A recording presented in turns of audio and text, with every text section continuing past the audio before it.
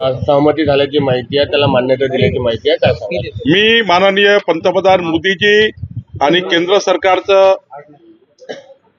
धन्यवाद देतो, अभिनंदनही करतो की मोदीजींनी 2024च्या लोकसभेच्या निवडणुकीमध्ये जो मॅनिफेस्टो दिला होता, जाहीरनामा दिला होता, त्यामध्ये वन नेशन वन इलेक्शन हा एक अत्यंत महत्त्वाचा जाहीरनाम्यामध्ये समावेश होता। आणि या 100 दिवसामध्ये, पहिल्या 100 दिवसाच्या कार्यकाळामध्ये मोदीजींनी आपल्या देशाला दिलेलं आश्वासन पूर्ण केलं आणि आज वन नेशन वन इलेक्शनचा मंत्रिमंडळाचा, केंद्रीय मंत्रिमंडळाचा ठराव झाला। लवकरच राज्यसभा लोकसभेमध्ये यावर चर्चा होऊन मला असं वाटतं या देशामध्ये अनेक वर्षापासून 1952, 57 याचे अनेक रेफरन्सेस आहेत, तर अनेक वर्षानंतर आज या देशामध्ये ऐतिहासिक निर्णय झाला आणि हा ऐतिहासिक निर्णय देशाला स्टेबल करणे, सरकार मोठ्या प्रमाणावर एका वेळीच येणे आणि दोन्ही सरकार, केंद्र सरकार, राज्य सरकार एका वेळी आले तर या दोन्ही सरकारमधला जो विकासाचा जो एक अजेंडा असतो तो अजेंडा सुद्धा चांगल्या पद्धतीने जाईल। दोन्ही सरकार, म्हणजे कुठल्याही पक्षाचे असो, दोन्ही सरकार एका वेळा जेव्हा अस्तित्वात येतील तेव्हा एक निश्चितपणे या देशाच्या विकासाला मोठा आधार मिळणार आहे। आणि सोबतच जो मोठा खर्च इलेक्शनमध्ये येतो, जो डबल इलेक्शनमध्ये खर्च येतो, प्रशासनाची मोठ्या प्रमाणावर आचारसंहिता आणि त्यातून जो प्रशासनाचा काळ जातो, जनतेचा काळ वाया जातो, काळ वाचणार आहे, मोठा काळ वाचणार आहे। नरहरी झिरवळांनी काल कोट केला की मुख्यमंत्री जे आहेत, मी देखील मुख्यमंत्री पदाचा दावा केला होता, जयंत पाटलांना असं पत्र देखील केलं होतं, परवाच्या दिवशी असा दावा केला होता। तुमची मला माहित नाही झिरवळ काय बोलले, पण या राज्यामध्ये महाविकास आघाडीमध्ये मुख्यमंत्री पदाला घेऊन धुसफूस आहे। शरद पवार साहेबांना, सुप्रियाताईंना मुख्यमंत्री करण्याचा त्यांनी चंगत बांधला आहे। उद्धव ठाकरे कटोरा घेऊन फिरत आहेत, मला मुख्यमंत्री करा, मला मुख्यमंत्री करा, काँग्रेसकडे जात आहे, शरद पवारजीकडे जात आहे, तिकडे काँग्रेसमध्ये नाना पटोले सारखे अजून 10 नेते तयार झाले आहेत, त्यांच्याकडे मुख्यमंत्र्याची चढाओढ आहे। आमच्याकडे फक्त डबल इंजिन सरकार आलं पाहिजे, केंद्रातलं 2029चं मोदीचं सरकार 29 पर्यंत आणि राज्यातलं सरकार जर एका विचाराचं आलं आणि हे दोन्ही सरकार जर एकत्र आले तर महाराष्ट्राच्या 14 कोटी जनतेला एक मोठा फायदा होऊ शकतं। म्हणून डबल इंजिन सरकार या महाराष्ट्राला पाहिजे, कारण दिल्लीमध्ये मोदीजी 2029 पर्यंत आता आहे, त्यांचा सरकारचा पुरेपूर फायदा या महाराष्ट्राला झाला पाहिजे।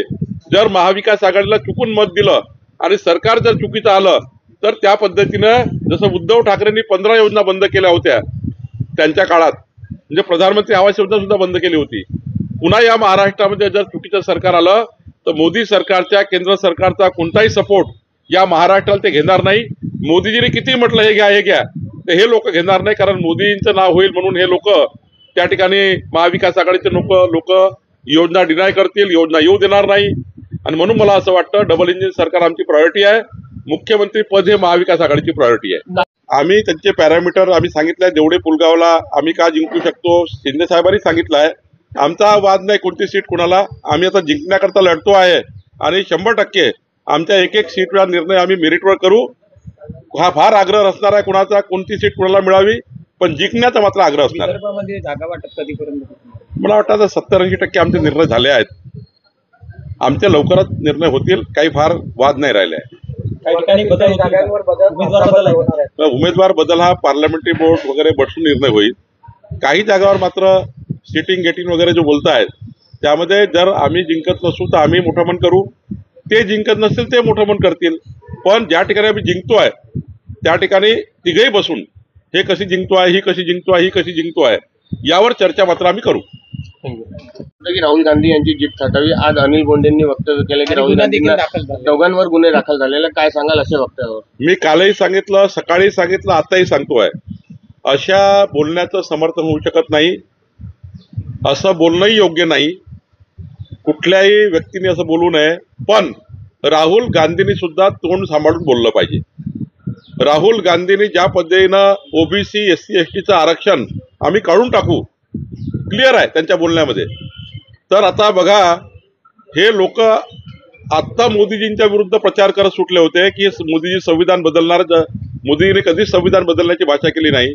10 वर्ष मोदीजी होते, कधी संविधान बदललं नाही. आताही कधी संविधान बदलणार नाही आहे, तो बदलूच शकत नाही. पण खोटारडेपणा एवढा केला की जनतेला कन्फ्युज केलं. आता स्वतः राहुल गांधींनी पोटातलं ओठावर आणलं की आम्ही आरक्षण बदलणार आहेत, आम्हाला आरक्षण नको आहे. हेच नेहरूजींनी म्हटलं होतं की आरक्षण विकासाला बाधा आहे. हेच राजीव गांधींनी म्हटलं होतं आरक्षण हे बुद्धिहीन लोकांना द्यावं लागतं. हेच आता राहुल गांधी बोलले की आम्ही आरक्षण थांबवणार आहे. त्यामुळं 3 पिढ्याची भाषा गांधी परिवाराची आरक्षण थांबवण्याची आहे. राहुल गांधींनी सुद्धा विचार करून बोललं पाहिजे.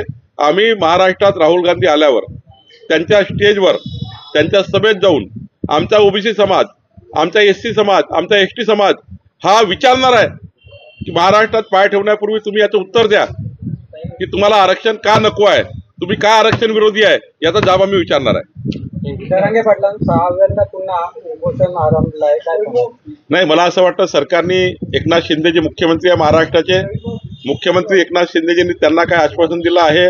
पण आमचा स्पष्ट म्हणणं आहे ओबीसीचं कुठलंही आरक्षण न काढता मराठा समाजाला आरक्षण दिलं पाहिजे. त्याकरता काय चर्चा केल्या पाहिजे. मराठा समाजाला आरक्षण देण्याकरता भाजपाची भूमिका क्लिअर आहे. देवेंद्र फडणवीसांनी ते आरक्षण दिलंही होतं, पण मधल्या काळात महाविकास आघाडीच्या नाकर्तेपणामुळे ते गेलं. उद्धव ठाकरेमुळे ते आरक्षण गेलं. आता माननीय एकनाथ शिंदेजींनी जरांगेजीला काहीतरी शब्द दिला आहे.